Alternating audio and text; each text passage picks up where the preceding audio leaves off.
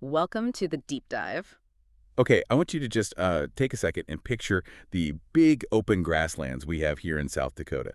A huge sky. You can just about see the Black Hills way off. Now, imagine there's this secret, like really vibrant treasure hidden right there under the grass. Today, that's what we're digging into, the amazing Fairburn Agate. What is it about this stone that's just grabbed people for, well, forever? It seems woven right into South Dakota from way back when to modern art and even connects to us right here in Sioux Falls. That's a great way to put it, because yeah, this isn't just some random pretty rock you find. This deep dive, it's really our journey to explore everything about this incredible state symbol. We've looked at a ton of research and, have some personal experience too to really get into its history, its geology, which is fascinating, and what it means culturally. It really is a prairie gem. It's got a story that runs pretty deep. And what a story. I mean, the second you lay eyes on a Fairburn agate, it just stands out. What exactly is it that makes the Fairburn look so, well, so unique? You really don't see that look anywhere else. You nailed it right there. The first thing everyone notices is that signature um, fortification banding.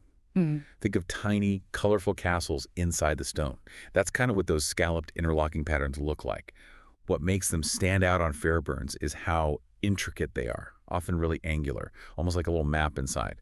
And it's not just for looks, it's how the agate actually formed, like layer by tiny layer, filling up spaces in ancient rock. Wow. And the colors, they're just unbelievable. I've seen some with these really intense reds and oranges. How do they get that whole range? You see fiery colors, but sometimes cool blues, greens, even black and white. It's like a little mineral masterpiece, really. Those Yeah. bright reds, oranges, earthy browns, that's usually from tiny bits of iron. The greens and blues, which are a bit less common, often come from manganese or maybe other mineral bits that got trapped in there. So each color kind of tells you what minerals were around when it was forming super slowly. And they're not delicate either. They're pretty tough stones, actually, about a 6.5 to 7 on the Mohs hardness scale. Oh, wow. So they hold up well. Oh, yeah, absolutely. Which makes them perfect for jewelry or, for lapidary artists to work with. That hardness means they can take a beautiful polish, really makes those patterns and colors just pop. Now, think about where they came from. We're talking deep time, like really ancient geological roots. They first started forming in what geologists call Pennsylvanian Permian carbonate sediments. So picture ancient seabeds from, gosh, over 250 million years ago. That environment was just right chemically for them to start forming. Then a lot of these agates weathered out, eroded from Black Hills pegmatites. Pegmatites, what are those exactly? Good question. They're these unique igneous rocks, really coarse-grained, known for forming big veins, often with large crystals. The agates sort of got freed from these rocks over thousands and thousands of years. Okay, so we have these super old origins, these unique ways they formed. But then there's this debate, right, about how they actually got to where we find them today. What's the mystery there? Is it like, did they form right there or did rivers carry them?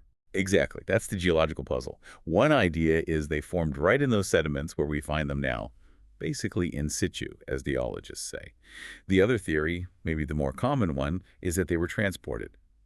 The idea is they eroded out of those Black Hills rocks, and then ancient rivers, especially flowing from an area called the elusive Formation, which is closer to the hills, carried them downstream. So why is that still debated? Can't they tell?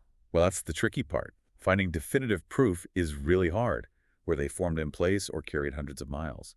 If we could prove one way or the other for sure, it would kind of rewrite some of our understanding of the whole region's geology back then. Maybe reveal old river systems we didn't know about or unique ways rocks form. It really keeps geologists thinking. Huh. A real historical puzzle locked in stone. And I bet, given how special these are, that looking for them, rock hounding, is a huge deal for some people. If someone listening wanted to try, where would they even start looking for these prairie treasures? Oh, it's absolutely a passion, sometimes a lifelong thing. The main spot, the classic place, they call it the type locality, Yeah. is in the gravel fields about, 10 or 12 miles east of the town of Fairburn, specifically along French Creek Road, right there in Buffalo Gap National Grasslands. Yeah. But that's really just the beginning. Okay, so that's the classics. But are there other places, maybe more, off the beaten path where people find them? And what's the lore around hunting for them? Is it easy? Definitely not easy. There are other spots, yeah. More remote areas stretching east from Rapid City, even down into parts of northwest Nebraska. But here's the thing about Fairburns. They are notoriously hard to find. The collector stories are legendary. You hear about people searching for years, seriously, years, sometimes decades, without finding one. So when someone finally does unearth one, it's not just finding a cool rock. It's like the reward for all that patience and knowing the land. It becomes this really prized thing. That difficulty is a big part of why people love the hunt, I think. And it's not just about the geology. These agates have real historical and cultural weight, too. For example, they're recognized as sacred within Lakota heritage. They've been used in spiritual art and ceremonies for, well, generations. There's an amazing Oglala artist, Dustin Twist, doing contemporary work that's directly inspired by those intricate, almost mystical patterns you see in the agates. It's a beautiful way of connecting past and present. Wow, that's incredible. And it goes beyond Lakota heritage too, right? It feels like this stone really kicked off a wider rock hounding culture here. I love hearing about June Cope-Seitner. Oh, June Cope-Seitner, absolutely. She was so important. She helped start the whole State Stone program and really got people excited about rock hunting, especially for Fairburns. And you mentioned Roger Clark. That's another great story of that dedication. Right, the guy who drove all the way from Wisconsin. That's him. Drove all the way from Wisconsin just to hunt Fairburns here in South Dakota. Now that's commitment. And June's work, by getting it named the State Stone, it wasn't just official recognition. It sparked this wider interest in our state's geology, got families out exploring, made it accessible, fostered a lot of pride. It's clear they're more than just pretty rocks to look at. Once they're found and maybe polished up, what do people mainly do with Fairburn agates? And what makes one really valuable? You hear about some, serious money. You're right. They definitely get used. They're really popular in custom jewelry and different kinds of crafts. You often see them cut into cabochons, those smooth, polished domes, to really show off the banding and color. And they look fantastic set in Black Hills gold. Kind of a perfect South Dakota combination. Yeah. As for value, yeah, it varies a lot. Depends on rarity and quality. An average one might go for, say, $5 up to maybe $150. But if you find a really top-notch museum-grade piece, those can hit over $1,000. And believe it or not, some really rare ones at auction have gone for over $10,000. Wow, 10,000. So what makes a piece museum grade? What are collectors looking for when they pay that kind of money? That's a great question. It's not just about how big it is. It's really about the clarity and sharpness of that fortification, banding those perfect little castle walls. Yeah. Collectors want vibrant, rich colors, no dull spots, and definitely no cracks or distracting inclusions. The really special ones sometimes have unique internal patterns, like ghosts or plumes, that almost look 3D inside. Yeah. And actually, a lot of serious collectors prefer finding them raw, as nodules. Yeah, why is that? Well, then they get the experience of slicing it open and polishing it themselves. It's like they're the first person ever to see that hidden, colorful pattern inside. Like opening a geological present that's millions of years old. That is pretty cool. And this prairie gem, it connects right back to us here in Sioux Falls, doesn't it? In some really neat ways. How does it touch people's lives right here in our community? It really does. For starters, there's the educational side. You get school groups from the Sioux Falls area, rock clubs too, taking field trips out to the Badlands, or the grasslands specifically, to hunt for Fairburns.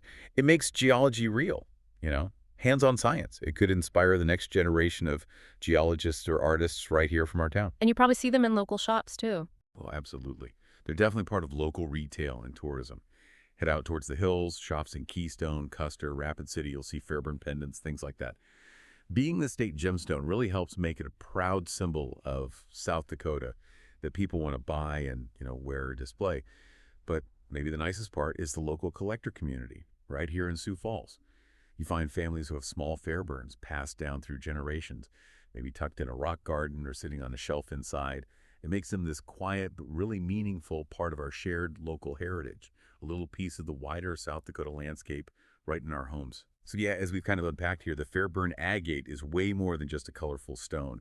It's a geological wonder. It's a cultural link between ancient ways and modern art. And it's really a symbol of that hidden beauty, that toughness you find out on the South Dakota prairie. It really makes you think, doesn't it? How this one little agate connects ancient Earth history to today's art, connects Lakota traditions to rockhounds searching the hills, and how its bright patterns hold all these rich stories across generations, right here in our state. It kind of makes you wonder what other hidden gems are out there, maybe even closer than we think, just waiting for us to find their stories. Well, thank you so much for joining us on this journey. It's always fun, educational, and hopefully helps build our community connection right here in Sioux Falls. Yeah, we really appreciate you dive in deep with us. Remember, you can always check us out on social media and at yourseasonedagent.com for more insights and community stuff. We just love helping folks learn more about real estate, the housing market, finance, or just plain cool things in and around Sioux Falls. We definitely look forward to our next deep dive with you.